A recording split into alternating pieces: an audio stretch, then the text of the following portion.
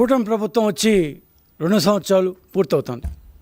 2 సంవత్సరాల్లో చాలా చేసాం, చాలా చేసాం. ప్రజలకు మంచి జరిగే విషయాలు చాలా చేసాం. సో ఎంతవరకు మేము పయనించాము, ఎంతవరకు వాళ్ళ యొక్క మంచిని మేము చేయగలిగాము అనే దీన్ని రివ్యూ చేసుకోవడానికి 27వ తేదీ నుంచి ఇంటింటికి తెలుగుదేశం అనే కార్యక్రమం చేపడుతున్నాము. ప్రతి ఇంటికి, రాష్ట్రంలోని ప్రతి ఇంటికి మా కార్యకర్తలు, నాయకులు, మంత్రులు, ఎమ్మెల్యేలు, మిగతా నాయకులు వీళ్ళందరూ ప్రతి ఇంటిని సందర్శించనున్నారు. మేమేం చేశామో పత్రికా మాధ్యమాల ద్వారా డైరెక్ట్గా మీ ఇంటికి వచ్చి ఇత్యాదులతో మీకు చెప్పబోతున్నాం. సో ఈ చెప్పే క్రమంలో 2 సంవత్సరాల కూటమి పాలనలో మేమేం చేసింది ఎప్పుడు చెప్పుకోగలగాలి, ఆ చెప్పుకునే ధైర్యం కూడా ఉండాలి. సో ఆ చెప్పుకునే క్రమంలో ఒక్కొక్క రంగంలో మేమేం సాధించాము, గత 5 సంవత్సరాల వైసీపీ దుష్ట పరిపాలనతో పోలిస్తే ఈ 2 సంవత్సరాల్లో మేమేం సాధించాము అనే ఒక్కొక్క రంగాన్ని మేము తీసుకుంటూ గత 2-3 రోజులుగా పత్రికా మాధ్యమాల ద్వారా మీకు మేము తెలియజేయను ప్రయత్నిస్తున్నాం. 27th నుంచి మీ దగ్గరికి వచ్చే ముందు మాధ్యమాల ద్వారా మీ దగ్గరికి వస్తున్నాం. దాంట్లో ఆ యొక్క క్రమంలో ఈరోజు మేము తీసుకున్న ఇది రోడ్లు, రైల్వేలు, విమానయానాలు. రోడ్లు అనగానే మీకు 5 సంవత్సరాలు గుంతల రోడ్లు గుర్తు వస్తే తప్పేం లేదు, ఎందుకంటే అంత గుంతలమయం అయిపోయినాయి. అసలు రోడ్లు లేవు, ఎక్కువ ఉండేది గుంతలే. గుంతల మధ్యలో కొంత రోడ్లు ఉండేవి ఏంటో అప్పుడు మీమ్స్, జోక్స్ చాలా వచ్చాయి.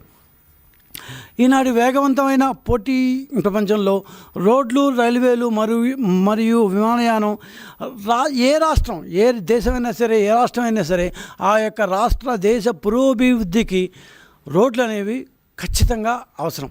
రోడ్లు బాగా లేకపోతే ఆ రాష్ట్రం బాగుపడుతుంది. As simple as that. రోడ్లు అనేవి సరిగా లేకపోతే ఆ రాష్ట్రం ముందుకు పురోగమించదు. ఈ చిన్న లాజిక్, ఈ చిన్న సత్యం జగన్మోహన్ రెడ్డి గారు ఎందుకు తెలుసుకోలేకపోయారో, తెలుసుకోలేకపోవడం వల్లే మనకి అన్ని కష్టాలు వచ్చాయని సుదృఢంగా నమ్ముతూ మేము పరిపాలనలోకి రాగానే ముందు చేసింది రాష్ట్రంలోని పాట్ హోల్స్ అంటే గుంతలు లేకుండా చేయడం అనే ఒక బృహత్తరమైన కార్యక్రమాన్ని చేపట్టాం. అంటే రాష్ట్రంలోకి వచ్చిన తర్వాత మొట్టమొదటి చేపట్టిన ఒక 10 కార్యక్రమాల్లో గుంతలు పూడ్చడం అనేది ఒక ప్రధాన కార్యక్రమం తీసుకున్నాం. దాదాపు 900 కోట్ల పైచిలకు డబ్బులు దానికోసం ఖర్చు పెట్టాం. సో అంటే ఎంత తీవ్రమైన సమస్యను ప్రజలు ఎదుర్కొన్నారు అప్పట్లో అన్న విషయాన్ని రాగానే మేము దాన్ని చేపట్టాం కాబట్టి ఈజీగా మీకు అర్థమవుతుంది. గత వైసీపీ ప్రభుత్వం మౌలిక వసతుల కల్పన పూర్తిగా గాలికి వదిలేసి బడ్జెట్లో నామమాత్రపు కేటాయింపులతో రాష్ట్ర ప్రగతిని దశాబ్దాల వెనక్కి నెట్టిన తీవ్రమైన విషయం మనకు తెలిసింది. కానీ కూటమి ప్రభుత్వం అధికారంలోకి రాగానే చంద్రబాబు నాయుడు గారు మొట్టమొదటి చేపట్టింది ఏమంటే ఇందాక నేను చెప్పేట్టు రోడ్ల గురించి. సో ఫలితంగా కేవలం 2 సంవత్సరాల వ్యవధిలోనే రవాణా రంగాన్ని సరికొత్త పుంతలు తొక్కించిన ఘనత కూటమి ప్రభుత్వానికి చెందుతుంది.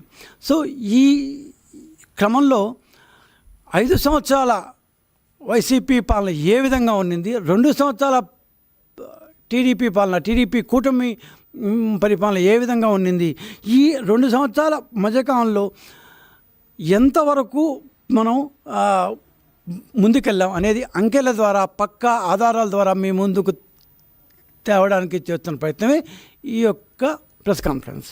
సరే, 2019-24 మధ్యలో ఆంధ్రప్రదేశ్ మౌలిక సదుపాయాలు ఒక చీకటి యుగం.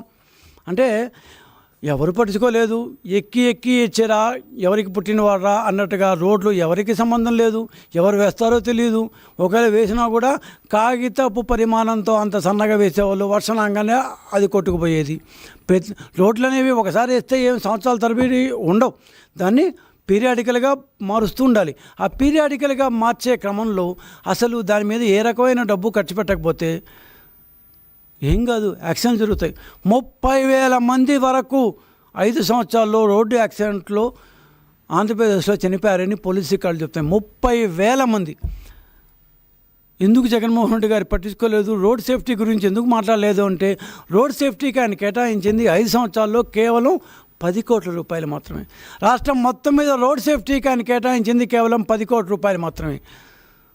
మరి రోడ్ సేఫ్టీ కంటే ఆయనకి వేరేది కావాలన్నా, పౌరుల యొక్క శాంతి భద్రతల కంటే, పౌరుల యొక్క భద్రత కంటే, పౌరుల యొక్క ప్రయాణం సుఖంగా జరగడం కంటే వేరే ఏమన్నా ఉందా? మరి ఉందేమో.